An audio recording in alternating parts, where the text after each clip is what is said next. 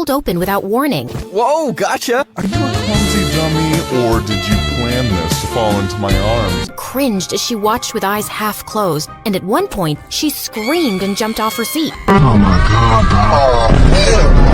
Fell on her butt. Brianna, are you okay?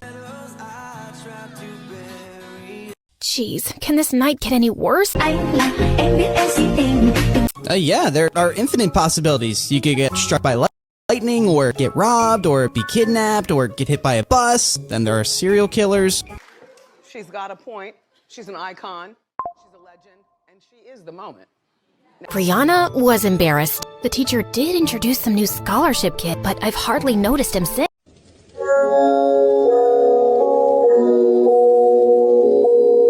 She was surrounded by girls just like her, and guys who changed sports cars faster than clothes. Of course she hasn't noticed someone like me. Brianna had spotted the DJ at the party, and it was Charlie, looking much cuter. Wow, you're full of surprises, DJ Charlie. What? Well, you're a scholarship student, so I thought you'd be a nerd. Didn't imagine you as a DJ.